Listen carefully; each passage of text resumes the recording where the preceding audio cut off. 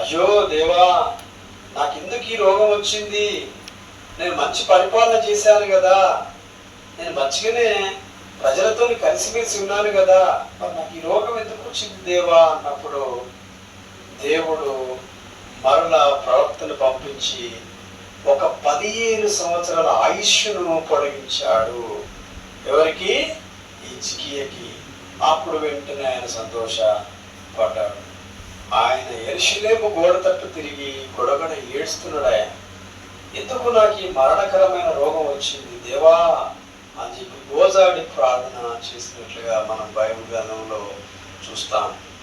కాబట్టి ప్రియులారా, ఈ దినాన మనకు అవసరతలను బట్టి మన విజ్ఞాపన ప్రార్థన, మన విజ్ఞాపన ధ్వనిని దేవుడు తప్పనిసరిగా ఆలకిస్తాడు అనే ఒక విశ్వాసాన్ని మనము కలిగి ఉండాలండి.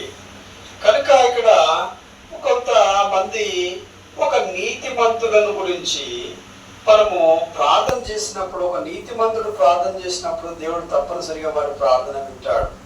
మరి అదే భక్తిహీనులు, అదే విశ్వాసం లేని వారు ప్రార్థన చేసిన దేవుడు వింటాడా? వింటాడు. కానీ ఆ సహాయం, హెల్ప్ అనేది లేటుగా అందుతుంది. ఏంటంటే లేటుగా అందుతుంది. చూడండి, భక్తిహీనులను, పాపము చేయు వారిని నీవు లాగివేయినట్టు నన్ను లాగివేయకుము దేవా అంటున్నాడు కీర్తనకారుడు. అంటున్నాడంటే దేవా, పాపము చేయి వారిని లాగివేసినట్టు, తర్వాత ఏంటిది?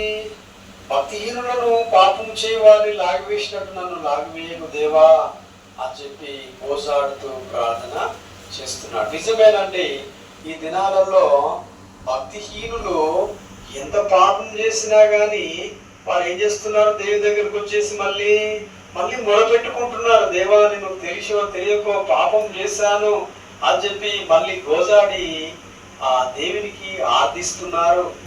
ఆర్థించిన వెంటనే ఆ దేవుడు ఎంత మాత్రము తోసివేయక, ఎంత పాపినైనా, ఎంత ఘోర పాపినైనా కానీ మళ్ళీ తన హక్కున చేర్చుకుంటున్నాడు, దగ్గరికి తీసుకుంటున్నాడు.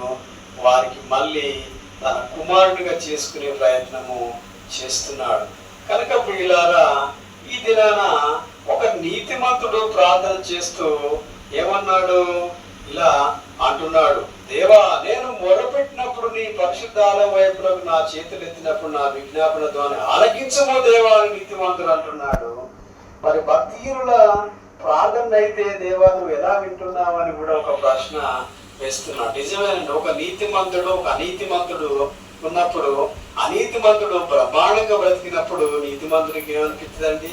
నీతిమంతునికి భోజనం కూడా సరిగా దొరికే పరిస్థితి లేదు. ఎందుకంటే నీతిగా ఉన్నాడు కాబట్టి అతడు, ఎంత నీతిగా ఉన్నవాడికి ఎవరికి దోసుకునే తెలివి ఉండదు. అర్థమవుతుందండి? దోసుకునే తెలివి ఉండదు. ఏమండి, చూడండి ఎంత అది నీతి అవినీతి అనేది ఎంత డిఫరెంట్ ఉన్నదో ఒకసారి మనము గమనించాలండి. కాబట్టి ఇక్కడ అట్లా ఆ భక్తిహీనులు పాపం చేయవారిని నీవు లాగివేసినట్టు నీవు నన్ను లాగివేయకుము దేవా. వారు దుష్టాలోచన హృదయముతో నుంచుకొని తమ పొరుగువారితో సమాధానముగా మాట్లాడుదురు. లోపలంతా కుళ్ళు కుతంత్రం పెట్టుకొని బాగున్నావా, నచ్చావా అంటారట. ఏమంటావు? బాగున్నావా, ఎలా